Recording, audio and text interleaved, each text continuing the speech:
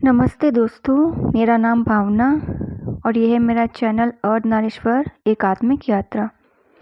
दोस्तों, आज के वीडियो की शुरुआत मैं रामकृष्ण परमहंस जी की कहानी से शुरू करूंगी और ये जो घटना है उन्हीं के जीवन से जुड़ी है, उन्हीं का अनुभव है।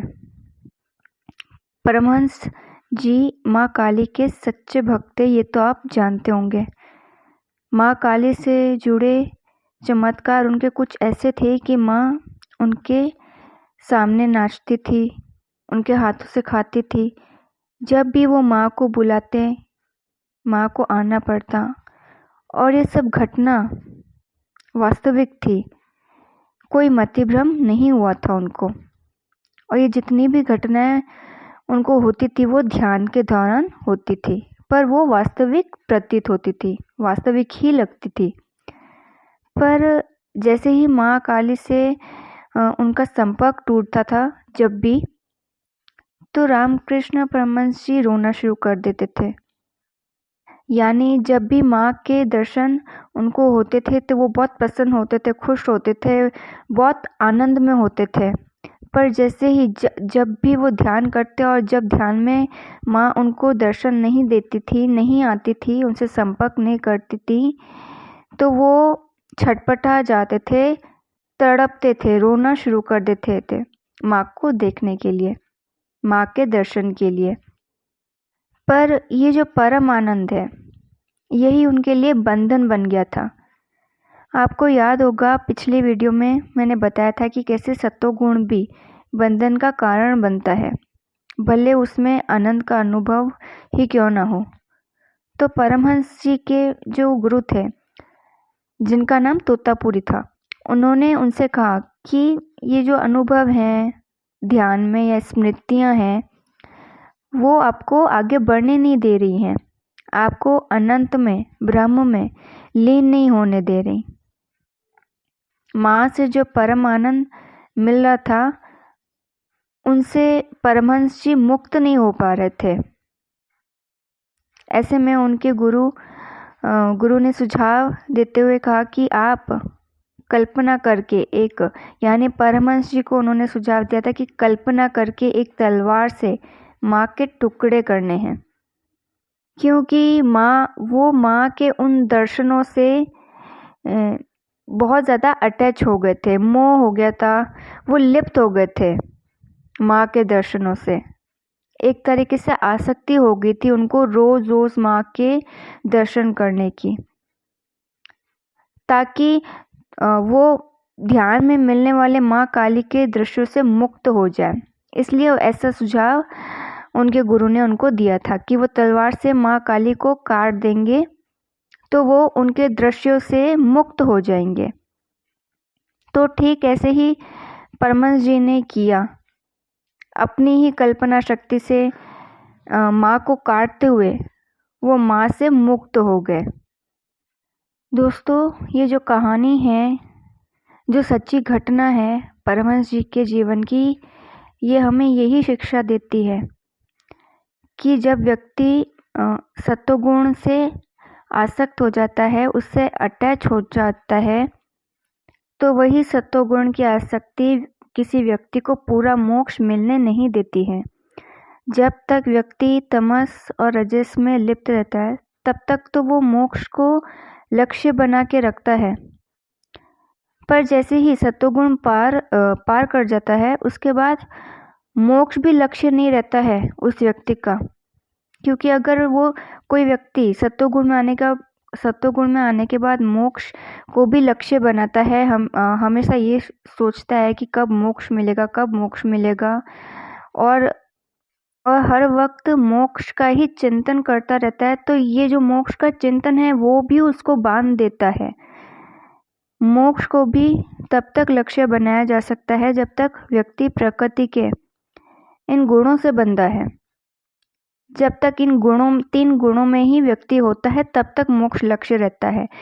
इसके परे जाने के बाद, तीन गुणों के परे हो जाने के बाद मोक्ष से भी मुक्त हो जाना पड़ता है हमें। पिछले वीडियो में भी मैंने ट्विन फ्लेम्स को अलर्ट किया था कि जब वो फिफ्थ डायमेंशन में आते हैं, बैलेंस्ड होते हैं, हार्मनी में होते हैं, अंदर उनके रीयूनियन होता है, वो पीस में होते हैं, तो कहीं ना कहीं उनको एक गलतफहमी हो जाती है कि उनको मोक्ष मिल चुका है। पर नहीं, ऐसा क्या है जो ट्विन फ्लेम्स को, क्योंकि वो सत्वगुण में होते हैं, तो आखिर क्या है जो सत्वगुण में बांधता है ट्विन फ्लेम्स को? जैसे कि अफर्मेशंस, मैनिफेस्टेशंस। मैं ये नहीं कह रही कि ये सब चीज़ें करना गलत है, अफर्मेशंस बोलना, मैनिफेस्टेशंस करना, पर ये उनके लिए हैं जो चेतना के निचले तल पर होते हैं, ताकि वो ऊपर उठ सके। जो बहुत ज़्यादा नेगेटिव जोन में होते हैं, टॉक्सिक होते हैं, जो बहुत ज़्यादा एक डिप्रेस्ड लाइफ जी रहे होते हैं, उनको उस तरह की लाइफ से निकालने के लिए उनको बताया जाता है कि अफर्मेशंस के ज़रिए या मैनिफेस्टेशंस के ज़रिए एक पॉजिटिव लाइफ जीने की कोशिश करें, जो रजस और तमस में होते हैं। पर बहुत ज़्यादा अफर्मेशंस बोलना या बहुत ज़्यादा मैनिफेस्टेशंस करना या उनमें बिलीव करना, वो भी कहीं ना कहीं ट्विन फ्लेम्स को बांध देता है, क्योंकि वो अफर्मेशंस बोलते वक्त या मैनिफेस्टेशंस करते वक्त आप संसार का जो भौतिक होता है वही तो आप मांगते हो या वही तो आप बोलते हो। जो भौतिक होता है उसी के बारे में तो सोचते हो ना, चाहे भले डीएम हो चाहे और कोई भौतिक वस्तु ही क्यों ना हो। तो बस ये अफर्मेशंस वगैरह ये व्यक्ति के लिए होते ताकि वो चेतना के तल पर ऊपर उठ सके। इसके अलावा मेडिटेशंस या ड्रीम्स में विजन्स दिखना, जो विजन्स आते हैं उनके बारे में सोचते रहना। हाँ, एक स्थिति ऐसी है जहाँ मैंने ट्विन फ्लेम्स को आसक्त पाया है, अटैच पाया है, वो होता है नंबर सिंक्रोनिसिटी। आपने कहीं वीडियोस में आपने देखा होगा, ट्विन फ्लेम्स कमेंट करते हैं 111 222 6996, हर बार हर वक्त किसी नंबर पैटर्न का मीनिंग जानना। कई वीडियोस में कि वीडियोस के लाइक 111 है, वीडियोस के कमेंट 222 हैं, 6996 हैं, तो ये देखकर वो बहुत ही एक्साइटेड हो जाते हैं, बहुत ही उत्सुक हो जाते हैं, खुश हो जाते हैं। तो वो जो स्थिति होती है ना, वो बैलेंस्ड की स्थिति नहीं होती है, वो अनबैलेंस्ड की स्थिति रहती है, सिचुएशन होती है। हाँ, मैं मानती हूँ कि इन नंबर्स का एक स्पिरिचुअल सिग्निफिकेंस है, ठीक है। हम स्पिरिचुअल अवेकनिंग हमारी होती है, हम जर्नी पे आते हैं, बहुत सारे चीज़ों के बारे में हमें पता चलता है, नंबर्स का मीनिंग क्या होता है वो भी हम जान लेते हैं। पर हर वक्त ही नंबर्स देख के खुश होते रहना, तो ये साइन है कि वो आसक्त हो गए हैं, अटैच हो चुके हैं। जो भी उनको चीज़ें पता चली स्पिरिचुअल अवेकनिंग से जुड़ी हुई, स्पिरिचुअलिटी से जुड़ी हुई, उनका उनसे मोह हो गया है और वो बंध गए हैं इन सब चीज़ों से, नंबर पैटर्न्स हो गए, ड्रीम्स हो गए, जो भी। और इसके अलावा जैसे सिद्धियाँ प्राप्त होती हैं, तो उन सिद्धियों से मोह रखना, डीएम से हर वक्त टेलीपैथी करना, क्योंकि इस अवस्था में आने पर अचंभित करने वाले मिरेकल्स होते हैं, यानी शॉक करने वाले मिरेकल्स होते हैं, घटनाएं होती हैं। व्यक्ति खुद को सर्वश्रेष्ठ मानना शुरू कर देता है और इस कारण से सात्विक गुण में आ जाने से बनने वाले अहंकार को सुपर ईगो कहा जाता है। अब अहंकार तो अहंकार ही होता है, चाहे चेतना के निचले तल पर हो, चाहे चेतना के ऊपर उठ जाने पर। तो ये जो अहंकार है वो ना ही थर्ड डायमेंशन में अच्छा होता है व्यक्ति की चेतना के लिए, ना ही फिफ्थ डायमेंशन में अच्छा होता है। आपको सेल्फ ऑब्जर्वर बनना होता है एसेंशन की जर्नी में, कि ऐसा क्या गुण है, ऐसी विधि है जिसमें आप बंध गए हैं, लिप्त हैं, भले वो विधि या कोई भी गुण सत्वगुणी ही क्यों ना हो।